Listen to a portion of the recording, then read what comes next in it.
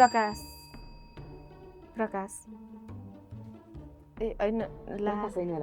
ला शिट बुलाकी ए हैन बुलाकी पनि ओहो यो अस्ति आएको थियो अस्ति आएको थियो के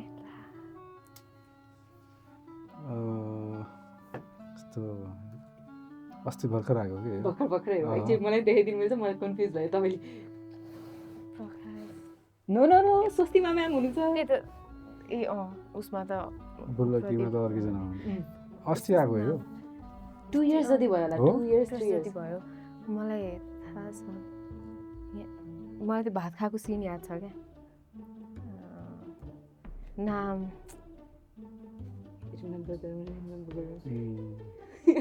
सरलाई याद थाहा भइसक्यो हेर्न पाउँदैन होइन होइन फोन आएर